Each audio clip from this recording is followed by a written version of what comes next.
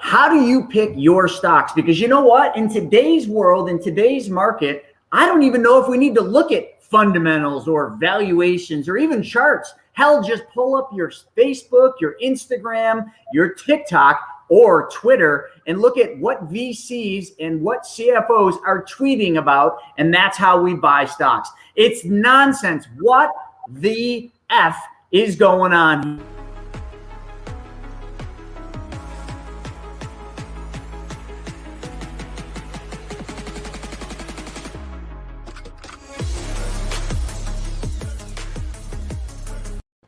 All right, so on today's show of What the F Happened, a weekly show where we literally go on rants. I'm joined with Steven, and Sodi's going to be chiming in once he gets his trading up and going. And we're going to talk about the craziness, literally, that's our only word for it, the craziness of what happened last week in the markets. Steven, I mean, what was last week like in the market? I mean, outside of Bitcoin falling off of its $40,000 or $42,000 high down under 30,000 to the stock market shedding almost 1,000 points and everybody thinking it was going to continue going all the way down to the next level, which is about 2,700 on the S&P. I mean, crazy week. Where should we even start?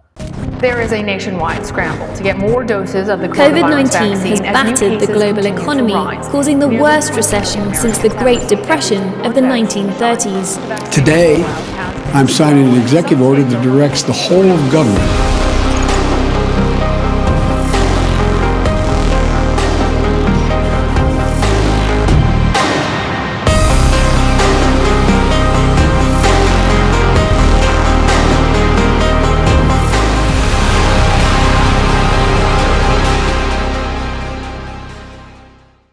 I don't know, because then we open up this week on Monday and things are back through the roof and going to the moon. So it's been crazy. That's for sure. I think, like you said, you opened up, man. Just get on the internet, get on the chat boards and find out what main stocks are trading, because that seems to be where all the hype is right now. It's just absolutely bizarre. GME's still going into the moon and crypto's going all crazy. And, you know, we go from a week, 30,000 up to 40,000 in a week, then back down below 30. Then it's all over the map, man. It's craziness.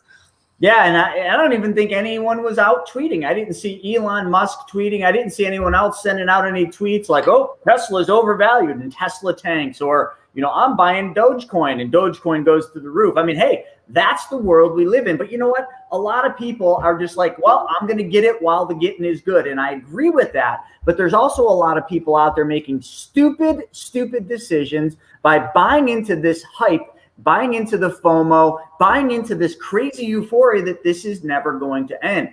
It's going to end. Who knows when? We can't time the market. If you asked me last week, based on price movement, based on the megaphone pattern, I would have said the markets are going to continually, just keep selling off.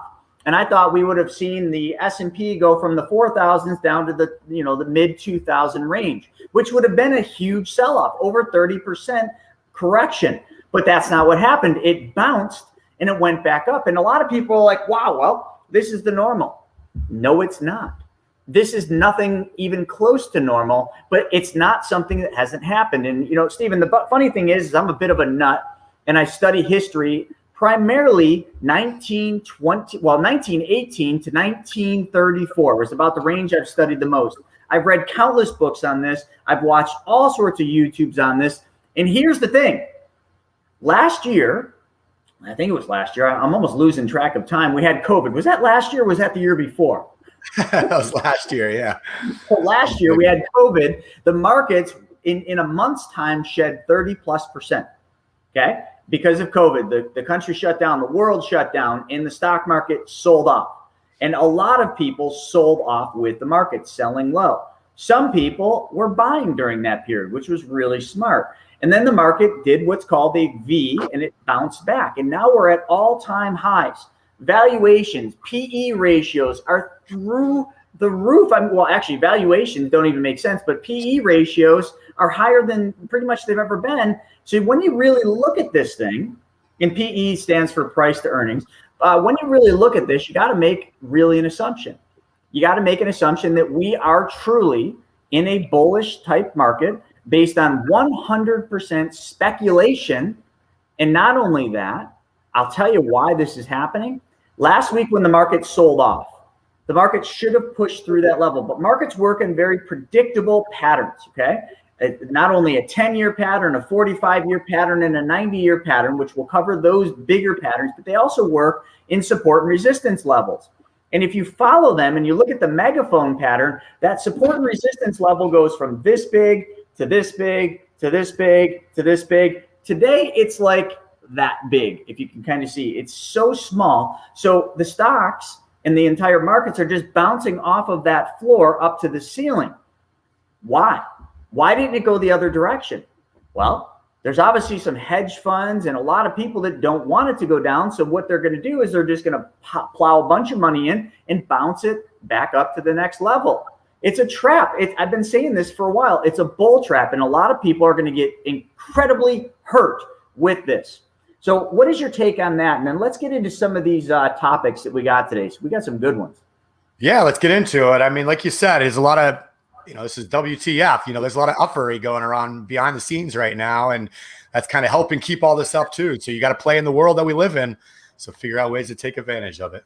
Yeah, so what I'm going to do here, and we got Sodi who has joined us as well. He's trading right now, so we'll bring him into the mix as we kind of go through this. And this is definitely one where I want Sodi's take on it.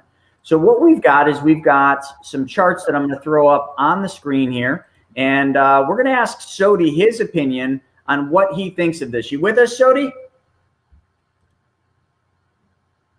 I know he's trading. It's about that time. We do this right when the market's open, but if you can see this, what we've got is we've got 4 different periods of time. So Sodi, just let me know when you're ready to rock and explain this. We got 1976, we got 1983, we got 2004, we got 2010. What exactly does this chart mean? And anyone on Instagram, you can't see the chart, so just listen up and we'll talk through it. Did you let Sodi in the show? You might have to click let him. I don't see his picture here. Oh yeah, that would be my mistake. There we go. Oh, sorry. Bud. Yeah. So I guess the easiest way to explain it, especially the people who can't see the chart, is so what we're looking at is basically after we've seen a major low in the markets in 4 different periods. Now we're looking at 1976, 1983, 2004, and 2010 offers major lows the market has seen. We've always seen, like Chris said, a V recovery. We've seen that kind of recovery this year as well. We've always seen this big rally in the markets that most people can't explain, but we get caught up in it. Usually what happens after that, and this is something that only time will tell if we're correct or not, is year 2 is a period of consolidation. So our big question is 2021, after the major rally of 2020, a year of consolidation or reversal? So this was a very interesting chart that actually shows us 4 different time periods where major bull markets, bull rallies, so to speak, began. And then after year 1 of those markets, year 2 has always been a consolidating time period. So again, it'll be interesting to see where this takes us, but it's good to know because again, if we look at history, if we look at previous patterns, we can see that there are always some similarities. So what we're seeing over here is after year 1, year 1's thrust, year 1's rally, is year 2 consolidation, and is that what 2021 is after all? Well, it certainly looks that way because a lot of people, when they watch the news and they see what's going on, they think, oh my God, the market's just going higher and higher and higher. But really, this year, the market more seems to be in a sideways pattern, or as you said, a consolidation pattern. There's certain stocks breaking through, making new highs because Elon Musk, tweets about it. But I mean, AMC, GameStop, those are toxic. Like anybody trading and playing in that world, you're either going to make a bunch of money or you're going to lose everything because it's just a toxic world. But if you look at these charts, it really tells the pattern. I mean, that's 4 different patterns. And what comes next? I guess that's what everybody's asking. Everybody wants to know what's next.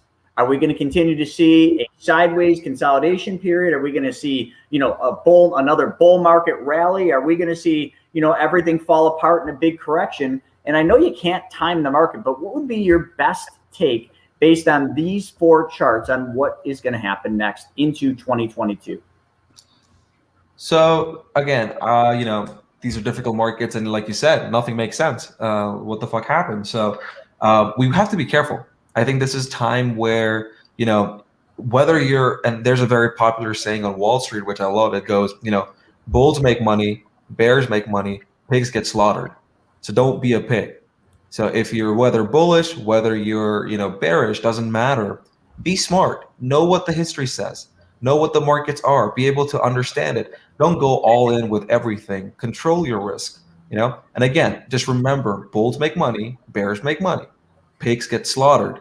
So don't be a pig. Just make sure that, again, same thing. If this is a year of consolidation, maybe it's time for you to sit it out. Maybe it's time for you to wait to see where the market breaks, whether it be the upside or the downside, then trade it accordingly. But I think people make this mistake of, wanting to trade all the time, wanting to be in the market all the time. And I think that's rule number one, where if you're a trader or like a short-term investor or something like that, know when to trade, know when to get out of the market. So I think that's very important. I think that's key because, Warren Buffett says it best. To make money in investing, all you need to do is buy low, sell high, and don't lose money. If you're buying into this craziness right now, AMC, GameStop, so many of these stocks, you're essentially and absolutely buying high. So then you have to decide, okay, if you're going to buy high, there's no problem. You can make money in these markets. You can make money in any market, but you got to have an exit. You got to know, where are we going to exit this market? I know you're a professional trader, and every trade you enter, you always have an exit plan, and you also have almost a contingent or a secondary exit plan as well. And if it's a longer hold, for some reason you take a long hold, which I know you're not doing too much right now, you're always hedging that. You're always making sure that there's protection against the downside. Can you explain hedging just a little bit? I know it's something you're an absolute expert in. Right. So hedging basically means, limiting your downside risk or having some sort of protection if the market reverses. So in short-term investing or trading, it is more, protecting your downside. So if, at some point your losses will be capped. So your upside and downside going into the trade. In long-term investing, hedging is a way, like, if we take last year's drop as example, if you were hedged, yes, I'm not saying that you would have not lost money. I'm just saying the hedges would have paid for enough of the money that you wouldn't have had sleepless nights and be concerned that, oh my God, should I sell everything? You would have just stuck to your rules, followed along, and not have a problem. So hedging is a very simple way of saying protecting your investments. It's like insurance. It's like buying insurance on your investments. And you can do it plenty of ways. There's different stocks. There's various inverse ETFs. There's options. There's futures. There's a lot of ways to hedge. It just depends what's the right fit for you. But yeah, that's what hedging is. And I think it's interesting to me that most people, we buy insurance on our cars, our houses, renter's insurance, health insurance, for our MacBooks, everything. But somehow for the one asset that people work their entire lives for, their retirement, there's no insurance in the market. Absolutely. I love the way you said that. And a lot of people, when they hear you talking about hedging, they haven't heard of this before. It's brand new because most people just know, I buy a mutual fund in my 401k or employer sponsored plan, or maybe I bought a stock or an ETF in my brokerage, but they just blindly buy it just based on speculation or someone telling them to. They have no idea how to do this. So if somebody was brand new to getting into the stock market, we had somebody on Instagram here say, I'm brand new, like, what is the first step? What brokerage do I go with? Like, how do I do this? Well, if you're listening to us, the first thing I would tell you is probably your first step would be get educated. If you don't want if you don't want to pay an advisor, which I definitely would recommend not hiring an advisor and just learn yourself, because advisors are going to put you all in the market because that's how they get paid. They're not really protecting against the downside, and they're definitely not hedging. So what would you say to somebody that's brand new, looking at this, thinking, everybody else is getting in, I'm missing out? Like, what would you say to them on how they would get started? Right. Again, like you said, education is number one. I think most people just want to dive right head in and think they can make money. You can get lucky every now and then. You can hit a trade, make money, think you know what you're doing. But remember, trading is a zero-sum game. So if you're making money now, at some point you will lose money and probably go negative as well. So the best way would be to seek out education. Now, of course, we know here at 1010, we do our mentorships, we do our coaching. That's a great way to get started because we start with absolutely beginners. But at the same time, it's important to just know, hey, this takes time. You can't just watch a couple YouTube videos and jump into it and think you know everything. You've never read about it, you've never looked into it, you don't know what valuations are. So I think seeking out mentorship or seeking out some sort of education from somebody who knows what they're doing, rather than someone who's just trying to sell you something, is very important. I think that's huge, and we got Harold said pigs get fat, hogs get slaughtered, just like you said. Sean said on YouTube, not concerning at all. And then also, I love this comment because this is what everybody's trying to do. So we're going to hit this one heavily. Avery said, I bought 6 AMC. So that's the theater, just if you haven't been following it. 6 AMC at $10 and sold it at 60 because I know it's a cheap stock. And then he said, LOL. So I hope he's joking about that because AMC at its current value is not a cheap stock at all. Matter of fact, it's so grossly overstated that anyone buying it, you might as well look at yourself in the mirror and laugh your ass off at yourself because you're the joke. The joke's on you. But, so Avery made money. And everybody's trying to, when they look at the stock market, just like people were in 1926, 27, 28, and 29, everybody was like, I want to get rich quick. So everybody's looking for a get rich quick scheme. Like Avery, here on YouTube said, he bought AMC at $10 and he sold it at 60. So he did do well. Imagine if he had 600 shares of AMC. But that is such a rarity in such a strange environment that we're dealing with these AMCs and GameStops. I mean, that isn't the norm. And a lot of people are starting to think that that's the norm. But getting wealthy or making money in the stock market is not a get rich quick thing. It's a get poor fast thing, in my opinion. Like, what would you say to what Avery said here? Yeah, that's well said. Get poor fast scheme. I like that. Again, if he got out when he got out, that's great. I think that's what the biggest problem is. People get in, but they don't know when to get out, whether it be the upside or the downside. I think number one problem of anybody, whether it be new investors, even professional traders at some point go through the same thing where it's more like, oh, okay, I'm in the trade. Now when do I get out? I'm up 10%. Okay, I'll wait for another 5%. Okay, now I'm up 20%. Well, should I wait for another 5%? It might hit 25. Next thing you know, it's up 50%, and you're like, oh, you know what? This could go to 100%. I think we keep playing that chasing game, and then that 50% winner turns into a break-even trade. So we're like, okay, you know what? Let me just get 5% so I can pay for commissions. Or next thing you know, it's down 5%. Now you're asking the market for break-even, and then it's down 15%. You're like, you know what? Should have just taken a 5% loss. So on and so forth. Next thing you know, you're down 50% or 90%, and you just turn a winner into a loser. So I think just not knowing when to get in or when to get out, whether it be the upside or the downside, is the number one problem. Again, it doesn't matter what you buy or sell. Even if we're in a market where we have crazy trades like these all the time, if you trade those, that's great. If you're making money, that's great. But just know when to get out. Just know when to get out. I think that's the number one thing. You can make money on anything. And again, like I said, bears make money, bulls make money, pigs get slaughtered. So don't be a pig. Like, it's the same thing. Just if you know at 60, this is good enough, I'll get out, I'll take my profits, and I'll wait for another opportunity.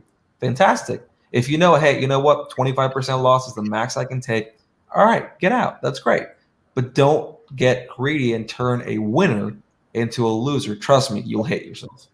Yeah, let me give a shout out to Avery real fast. She's killing it, and a lot of stuff that she's doing with money schools. So that's awesome. And like you said, it's a zero-sum game. So she bought at 10, sold at 60. Well, by selling at 60, what had to happen on the other side of the transaction? Somebody had to buy at 60. So while Avery's laughing all the way to the bank with the profit she made, this other person's now holding that $60 bag. Like, how am I going to sell this now for 100? Right? Like Sodi just said.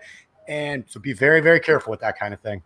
I love that, and that's a very good point. Everybody has to understand that for everybody that's, buying, or everybody that's selling a stock at a price, there's always somebody buying. There's no other way around it. Somebody's got to be buying when somebody else is selling. Otherwise, you don't have a market. But, like that being said, somebody bought that at $60. Avery made money. Kudos. Good. I mean, we are the biggest cheerleaders here at 1010 and Money School for anyone making money. Like when that whole GameStop thing was happening and they were, the Reddit investors and the tweets and everything else that were going on, were driving that thing to the moon. We were the biggest cheerleaders for them making money. But the problem is when everybody exits, Avery exited at 60 and some people were exiting at 500 or 400 on GameStop, somebody was buying. There was some poor soul buying at $400 or $500 on GameStop. GameStop, a stock that in its best day in the world is worth $20 because there's not people lined up for miles down the street to buy Pac-Man or Mario Kart or whatever the hell they sell. Does anyone even know what GameStop actually does in today's world? Because last time I checked, most video games are bought online. Is that through GameStop? I don't think so. So and there's a lot more to it too. I mean, it's shorts maybe having to buy at those prices. So again, there's a lot that goes into trading. Know what you're doing, get educated for sure. Yeah, but there's another thing too. I saw a story, when that whole GameStop thing was going on, there was a woman who, it was maybe a made up story, but I'll just read it because it was off the news. There was a woman who took her children's college fund and invested it all into GameStop thinking it was going to keep going up and up, and then it tanked. So she pretty much lost her kids' college fund.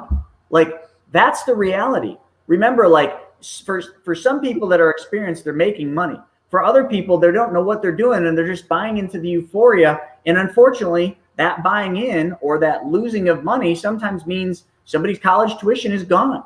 Somebody's retirement now has to wait another 5 or 10 years. Like, that's the reality, and that's what everybody needs to be careful with.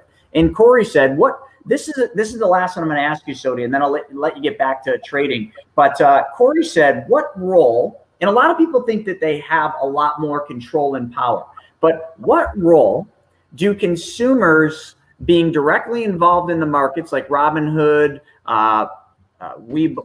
Webull, etc., have in market behavior? In other words, how much control do the markets or do people's trading have in the markets? All right, that's a great question. So I'm going to take a little bit of a theoretical approach here. Okay, so let's understand really quickly that, Stephen and you said that there's a buyer for every seller and there's a seller for every buyer. Now, here's what we need to understand. What happens is in the markets, there's something called as a market maker, which is, if Chris wants to buy, let's say, XYZ stock, and Stephen doesn't want to sell him the XYZ stock, but Crystal wants to buy it, there is somebody called the market maker whose job is to provide liquidity to all different kinds of market. And I think it was in last week's or the week before that when we covered that Goldman Sachs was starting to do, options and all that stuff in Bitcoin and things like that. So these guys are market makers. They have to provide liquidity. So what happens is if you go and buy one share of XYZ and there's some seller on the other side of there's a market maker, they're selling you one share of XYZ or the reverse. Now that's fine. What happens is with the introduction of Robinhood and Webull, access to options trading. Now options are a derivative. They're a leverage asset. They're a leverage tool. They're a leverage product that you can use to, use lower capital, limit your downside, and then make incredibly higher returns. So with that, there's something called as hedging, what we've talked about earlier. Very simply, when you buy an option, now the market maker doesn't just sell you an option, they actually have to go out and buy some amount of shares to balance the book. They can't just sell you an option and balance it out. It's called delta hedging. It basically means that the market maker has to go out and buy 50 to 100 shares worth of that stock every time someone buys an option. Now, what's happening with the introduction of Robinhood and Webull and all that is, A, it's free. So, there's no commission, which feels great. Second, a lot of people with a lot of capital started buying a lot more options. And if we look at the put to call ratio over, historically, it's been incredibly high over the last year, like through the roof, because access to options trading has been incredibly easy. There's no barrier to entry there.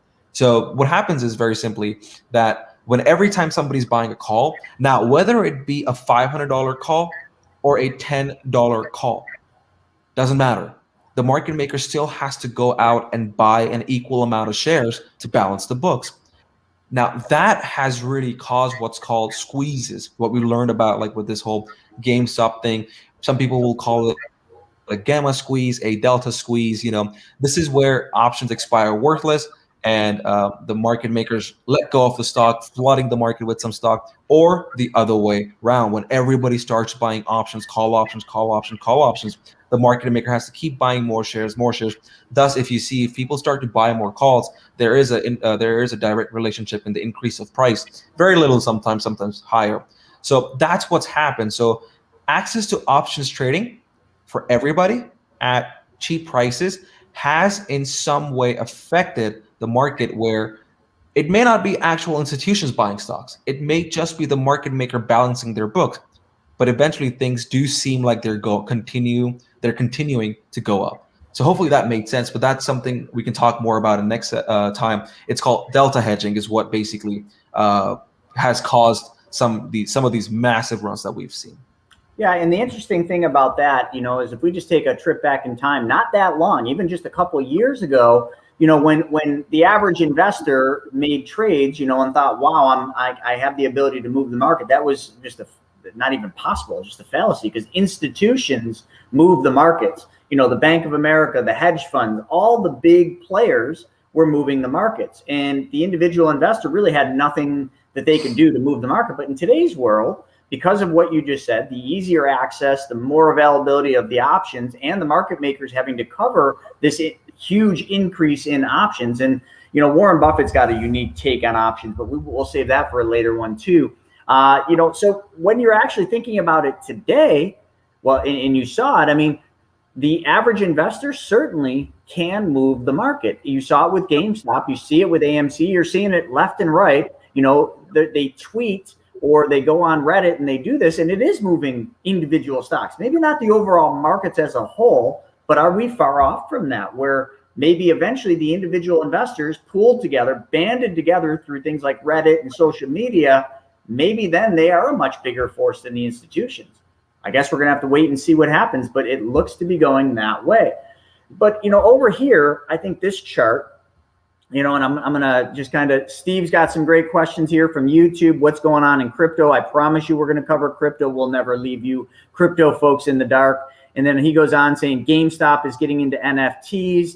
And the last thing he says is the market is a big casino for the rich. I don't know as if the market's a big casino for the rich. I think the market is absolutely a big casino. And it's a big casino of blackjack. Put it on, you're playing blackjack or roulette or whatever you are. Like, you got to know what you're doing, because a blackjack player that knows how to play blackjack, their odds of winning is much higher than somebody like me who sits down just for the free beer and mixed drinks that they give you, which are usually pretty crappy. So coming over here, this exhibit 11, okay, only 2%. This was strange to me, Sodi. This is June of 2021, so this is current. Only 2% of investors expect a bear market in the next 6 months. Like, that's insane. So if you look at the chart, almost 48% of the investors think the market's going to rally another 10% above where it's at now. And then you go to the 15%, you've got, what is that, almost 30%, a little shy of 30%. Above 5%, they think that's about an 8%. And then only, if you go down here to, am I reading these right? Yeah, 20% gain is like, yeah, that's crazy too. 20%. There is over 5% of the investors out there thinking the market's going to rally 20%. And then less than 2% or about 2% think it's going to fall 20%.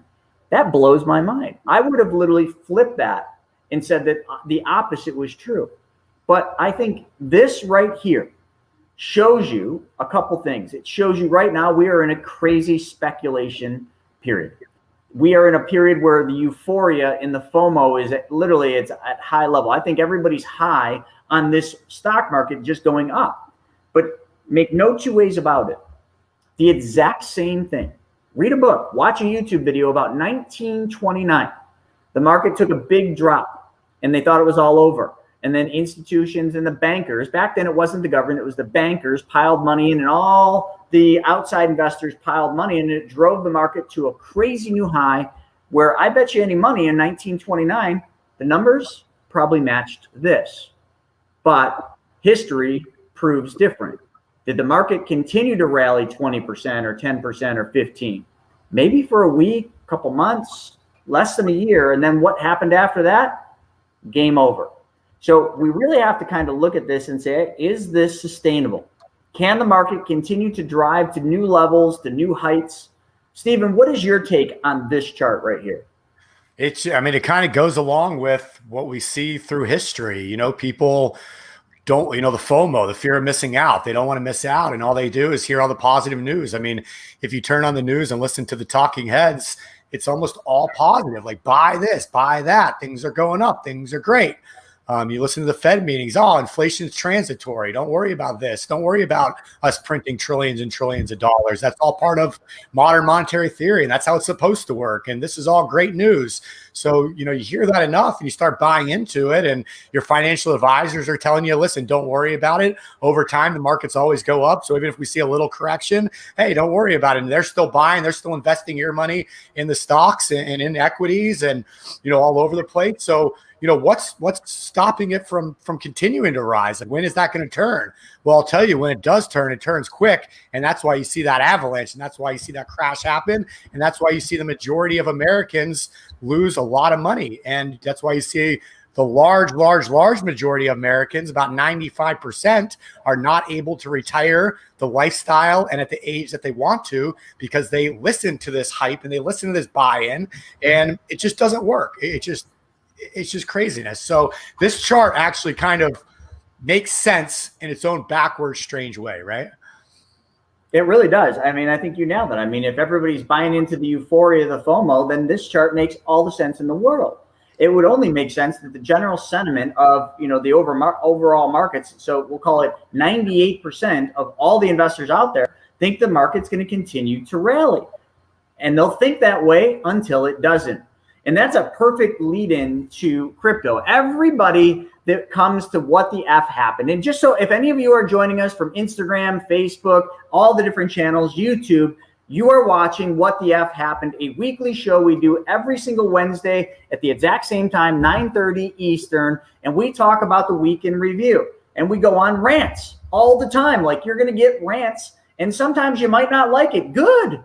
Like, we don't want everybody to love what we say. We want you to battle us, prove us wrong. Tell us, like, it's not going to happen the way. Like, just last week when the market crashed on Friday, I went public and I said the market's going to continue to fall 20 to 30% the following week. How's that working out this week? It's not. And Sodi would have been the one to say, yes, price movement would have shown the market was going to fall, but it bounced off of that level and went the opposite direction. Now, does that mean I was wrong? Absolutely not. Did that mean I'm right? Absolutely not. I was definitely not right, and I was definitely not wrong. It's just you cannot time the market. Based on what happened Friday, I took the bet that the market was going to fall, and the market bounced. But by this week, you could see the market completely fall apart, or you could see it completely rally. 98% think it's going to rally. 2% think it's going to fall. But here's the deal. If it falls, the reason that and I want to just explain something because people do not understand this. So for those of you watching, this is our 10-10 chart. We came up with like this little rule book, 10-10 trading. This is our program we offer that Sodi teaches all about, the fundamentals of stock investing, options investing, how to hedge, and everything else. So we have this program. It's very, very valuable and inexpensive. But here's the thing. This is what your grandparents, your parents will tell you that they didn't understand until it was too late. It's called the drawdown factor. All right. So what does the drawdown factor mean?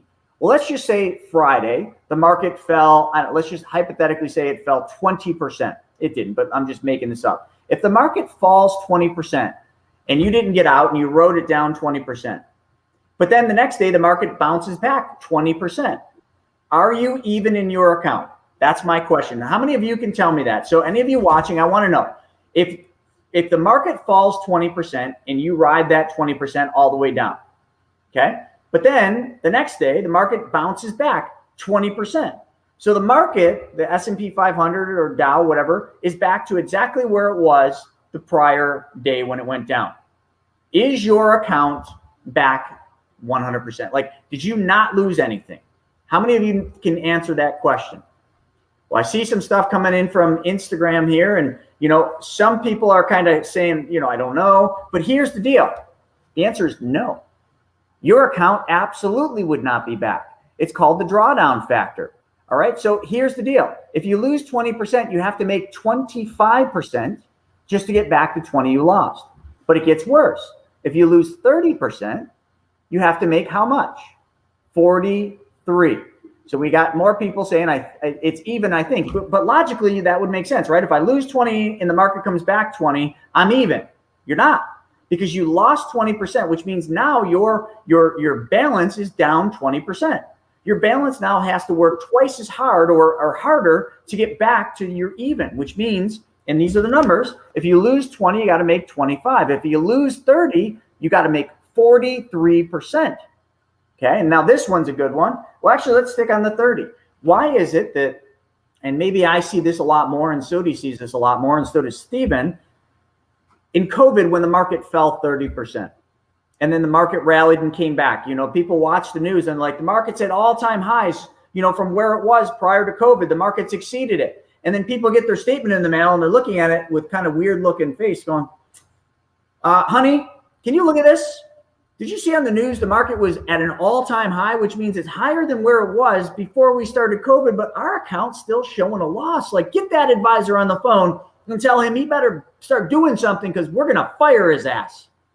What the F is what they're saying.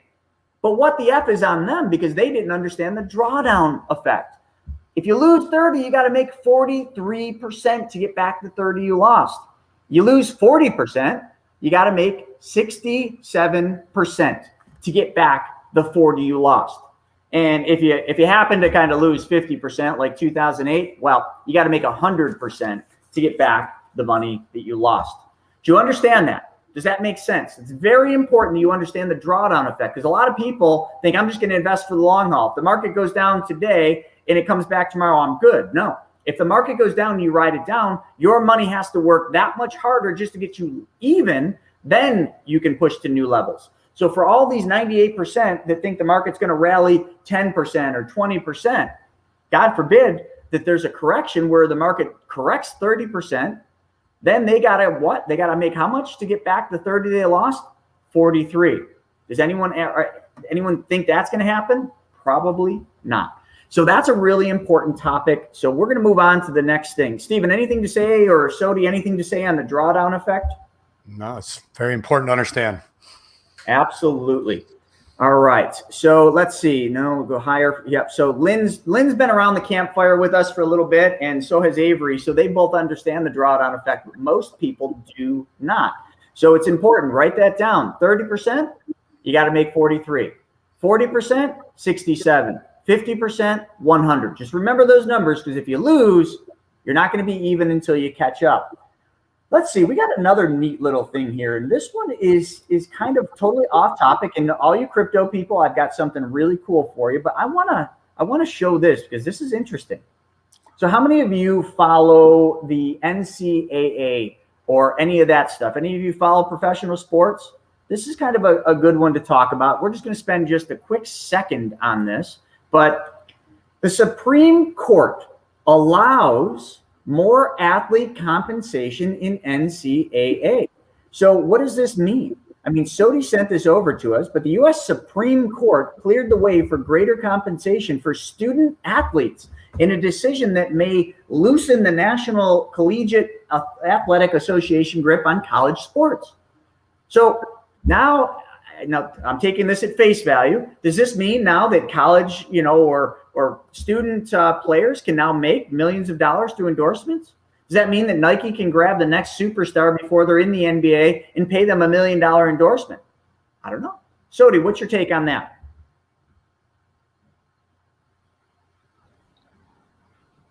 Sorry. Okay.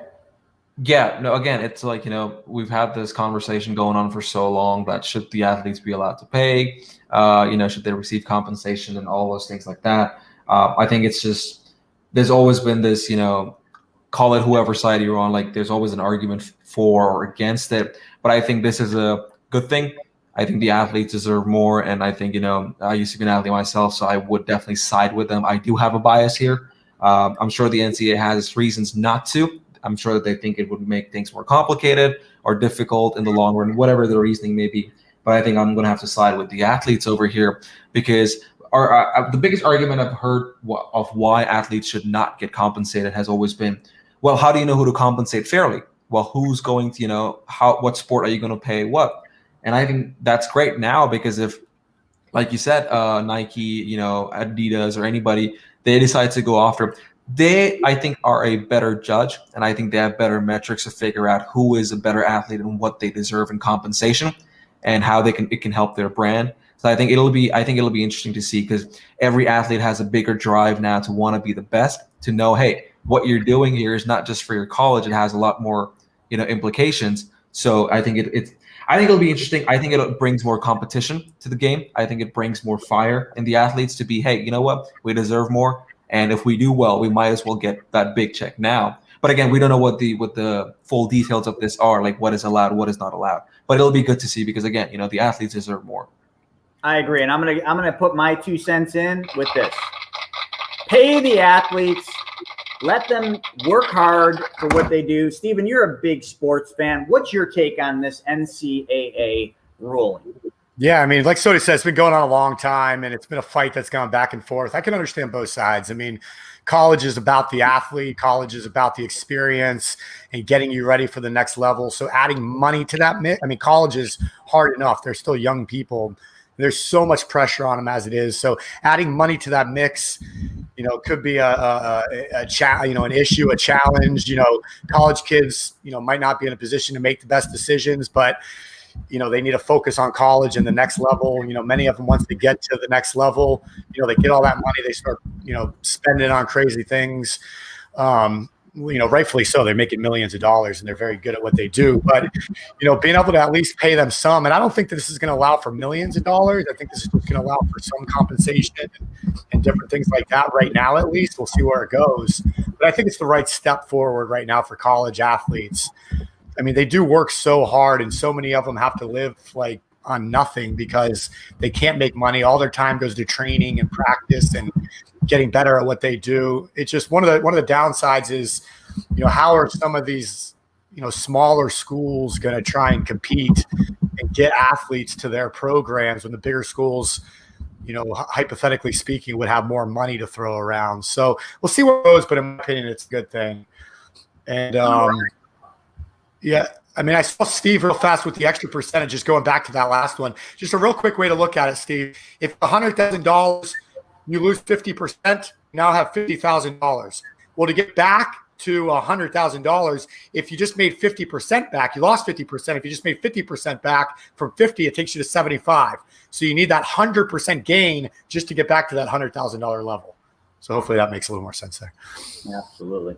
So here's a couple things to really talk a little bit about. Let's get to crypto, because everybody loves talking about crypto. And Sody had to get back to his trading. He's got a busy job. He trades all day. He's a professional trader. Also, he's a professional stock and options and leveraged mentor. So if you guys are interested in learning more about what Sody does, check him out at the 1010 training. You can scope it. You can check it out. There's all sorts of free stuff he does. He does free previews all the time. And you can check that out at moneyschoolrei.com/1010. I put it on Instagram, and we'll type it here in the comments. But if you guys want to learn more about how to trade stocks, how to trade options, and how to do it the right way, like the professionals such as Sody, that's a great way to get started. So here's the thing, let's talk crypto, because everybody sees what's happening in crypto. China is clamping down on mining. And if anyone doesn't know, mining is giant computer banks. I've seen mining operations, but basically they just lots and lots of data, and they try to find, extract coins. Now, if you're talking about crypto, or you're talking about Bitcoin, there's only a finite amount of coins, which is why crypto is so highly valued. If there's only so much of something, the value is related to supply and demand. Same thing with gold. Gold is different because it's tangible. Crypto is not tangible. Bitcoin is not tangible. It's a digital asset. So there's really nothing behind it outside of what your thoughts are about it. So when you look at cryptocurrencies, okay, I don't care if it's Ethereum, Dogecoin, I don't care if it's Bitcoin, you have to just understand that it's an investment like everything else. Bitcoin is not the next gold. Some people love saying, oh, Bitcoin's completely, it's what you'd buy to hedge against inflation. It's what you'd buy to hedge against the markets. Wrong. If you have been following Bitcoin, or pretty much any of the cryptos really for that matter, they are trending the market exactly. I don't know whether the market's following crypto anymore or crypto's following the markets. I would almost say the markets seem to follow crypto. When Bitcoin and all the cryptos fall apart, the market seems to fall apart, and vice versa. It's a strange dynamic going on. It's not dollar for dollar or exact for exact, but it's pretty good or pretty easy to see that pattern. So here's the thing, we talk about this all the time. Investing is a very simple thing.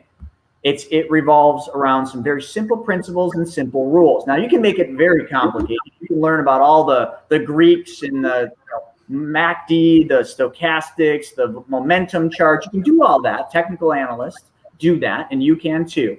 But really just keep it simple, right? Just like, that movie, Keep It Classy, San Diego, or whatever he said, Ron Burgundy. You remember, I just watched it the other day. It's top of mind. But keep it simple. To make money, all you have to do is you have to buy low and then sell high. And if you buy low and sell high, you can't lose money. So then how do we do that? Well, we got to figure out what is low. Right now, the markets are all at a high, but let's talk crypto, or let's talk Bitcoin. What is it? What is low for Bitcoin? Some people say 0, but that's pretty low. Others say 10,000. Some people say 20, but let's just talk about the low inside of this pattern. The pattern is the support and resistance. So just think of in your house or wherever you're standing right now, look down. What do you see? The floor. Right? So if you throw yourself in the air and you just throw your arms and your feet up, what's going to happen? You're going to crash into the floor. You're probably not going to go through the floor to the next level. You're just going to smack the floor and it's going to hurt a little. And then you look at the ceiling. Okay? To hit that ceiling, you got to jump off something. So jump on your bed and start jumping real high and your head hits the ceiling. It hurts a little, but you didn't go through the ceiling. Okay? Trampoline or couch, whatever your flavor is. In the markets, in every single stock and every single current or crypto, there is a floor and a ceiling, just like the room you're in today. So what happens? Well, the stocks trade between that floor and that ceiling for a period of time. Let's just picture yourself. You wanna get into the attic, but you have to go through your ceiling to get into the attic because nobody put one of those little trap doors. So you want to get in the attic to see what's up there. Somebody left an old computer that's got $35 million worth of crypto, and you got to find a way into that attic. So you get on your bed and you start jumping as hard as you can, and you're hitting your head against the ceiling. So you put a helmet on, and as you hit that ceiling, every time you get more momentum and you keep hitting it harder and harder. And eventually you crack the drywall. Then eventually the drywall starts to fall apart and your head starts popping into the attic. And then you do one last hard bounce and boom, you hit the ceiling and you're in the attic. Stocks work the same way. Okay? They will trade within that pattern. Support and resistance, they call it. I'm going to say your floor and your ceiling. They bounce off the floor and they go to the ceiling. And if they hit the ceiling enough times, they will go into the next level, i.e. your attic. The same thing for the floor. If you started doing that with the floor, eventually you'd go through the floor to the level underneath you. Stocks do the same thing. So for Bitcoin, a good floor to look at right now is 29,000 to 30,000. So to say relative to the timing, that would be the low point. For right now, it's not the lowest point, but it's a low point in this range, 30 grand. Okay. So when when Bitcoin went from a little over 40,000, which 40 is the ceiling and 30 is the floor. Let's keep this simple. Okay. When it bounced through the ceiling, it didn't like the attic. It was cold. It was damp. It had a musty smell. So it came back down to the floor, but it hit the floor with a lot of oomph because it was higher, right? It was in the attic and it hit that floor and it started going below it, made down to 29. Most good investors or anyone buying Bitcoin, they said, wow, that's a buying opportunity. That's a low point in this range. So I'm going to buy that Bitcoin at that level. Yeah, Chris, but yesterday when I hit 29,000, I sent you a message and I was like, time to buy, ? And you responded a couple minutes later, just bought. So that's what I'd already bought before you sent that. Right. I'd already bought before you sent that. But the other thing too is So it's one thing to buy it at 29 or 30, but if you buy something, anything, I don't care what you buy, you should always have an exit. You should always have a plan to exit it. For example, if you buy a car today and you said, you know what, I would sell this car if somebody gave me $5,000 over what I paid. That's your exit. Then you just got to find someone stupid enough to buy your car $5,000 over what you paid for it. Maybe that's not stupid at all. So when you buy at $29,000, like we did yesterday, and I'm not making a suggestion or recommendation or anything else, I'm just telling you what we did because of this support and resistance level. So what is our exit? Where do we get out? It's simple, 40,000. Literally, I grab my phone when it hits 40 and I click sell. And you know what the magic thing is? We make money. Holy shit, what the F? We just made money doing that? That's simple? That's all it took? Yes, that's all it took. It's all it takes. Look at any stock out there, any ETF out there, and you will see those patterns and those ranges. And if you don't know how to see that, get with Sodi, get in 1010 and learn, because that right there could set you free. I'm not going to say it's going to answer all your questions because that's just the earliest level. But like, then, you know, the funniest thing is when me and Steven go public with this stuff, when we say, hey, we just bought, you know, Bitcoin at 30, you know, or actually the most important one, nobody really comments on buying it. But then we say we sold it at 40 and people start saying, are you crazy? Why would you sell it at 40? And we kind of look at each other and we say, because we made money. And everybody else says, yeah, but you could have made more. If you just held it, you could have made more. It went to 60,000. You gave them K and used loans to make you go make you more money today, so you don't even have to wait for it. How to use the hidden equity in your house, that money that's sitting in your rafters because you got equity in your house, how to make that money go to work for you. Like, listen, folks, there are so many ways to make money and build wealth, but you can't be in a hurry. Building wealth takes time. Everybody's in a big rush right now. Everybody wants to get rich yesterday, and I understand it. Listen, don't we all? But building wealth is a marathon. It's a marathon that you got to work at consistently and persistently, and those that do, like Warren Buffett, make a ton of money. You know, Bezos asked Warren Buffett, he said, you know, Warren, you have such simple rules and so many unbelievable ways for people to make a ton of money in the market. Why doesn't everybody do what you do? Why doesn't everybody just follow what you do? His answer was genius. He said, because everybody's in a rush. That's it. That's the only reason people aren't getting wealthy is because everybody's in a rush.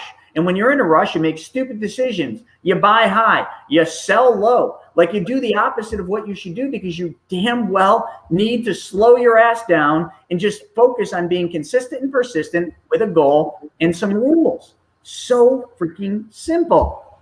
Yeah, I'm excited for today's wealth webinar at 1 p.m. Eastern. We're getting into hidden equity. And right now, there's never been more hidden equity than in the last probably 20 years. Homes are at all-time highs. Stock market's at all-time highs. There's a lot of money out there right now, and people need to know what to do with it. So even if you don't own a home, even if you don't have that 401k, guess what? I guarantee you know somebody that does, and I guarantee you that person would be open to find a way to use something that they didn't even know existed, to use that to make their car payment, or to be able to go out there and go on a vacation for themselves, and you can teach them how to do that, and you can make it happen for them, if not for yourself. And if you have a home, if you have a job, and you're looking to move some of this around, make sure you join us today. It's going to be really, really good. Absolutely. And Steven, if you could put a post up for how they would join us for today's. I can't make posts on here on StreamYard, but I can just tell you, just go to chrisnaugle.com, click on free resources, and then the wealth webinar is right there. You can register if you're not registered. And then once you register one time, you stay registered. So we'll remind you each week. If you can't watch live, as long as you're registered, we email you the recording afterwards so you can watch it on your own pace. So just go to chrisnaugle.com, click on the free resources, and it's right there on the page. Perfect. Yeah, so folks, like anyone on Instagram, just go to Chris Naugle. It's spelled Naugle.com. And then once you're on there, just click Wealth Webinar Series. It'll cost you absolutely nothing but your time, and you will be able to spend an hour and a half with us. We'll teach you how to make your money work harder for you. We'll teach you the secrets of the wealthy and how you can crack the code.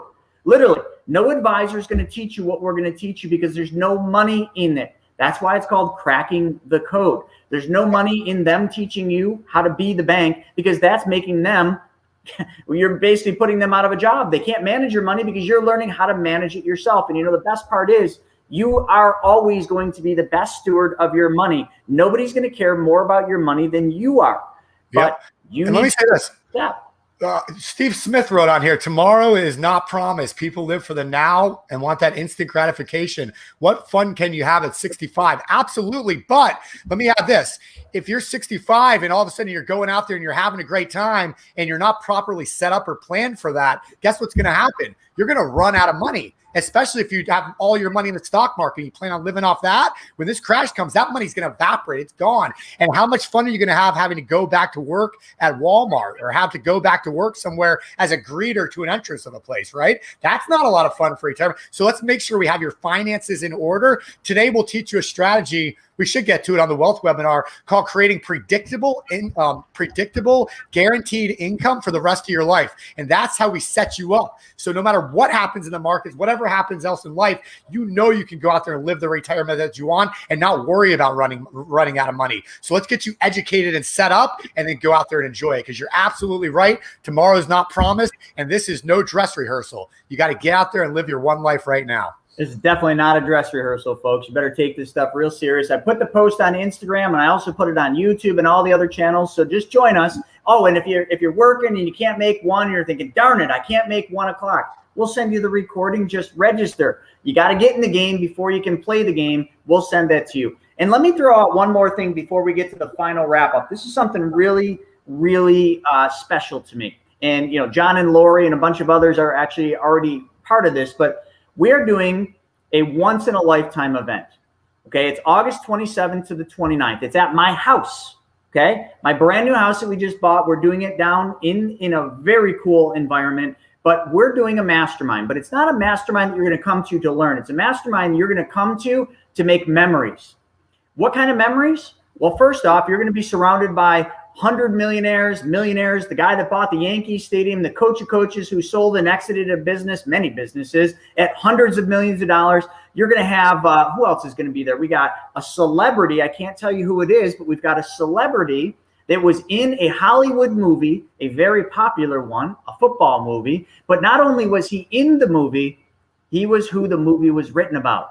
We have hired him to come out and speak to just 25 people. That's it. There's only 25 seats at this event. It's called The Experience. And we've rented out a theater where you're going to hear from this celebrity. You're going to hear his story. You're going to hear the story that the movie was written about and that the movie he played in was done. It's going to be phenomenal. I've heard him speak before, but you can only take part in that by joining us for that event. So we have 25 total seats. As of, I believe today, we have 14 or 16 seats left. That's it. It's August 27th to the 29th. I will put the link up. It's actually quite easy. It's Stephen, actually, if you could, I'm going to put the link up. Stephen, can you cover a little bit about this fear and greed index while I let everybody know how they get to be part of the experience at my house?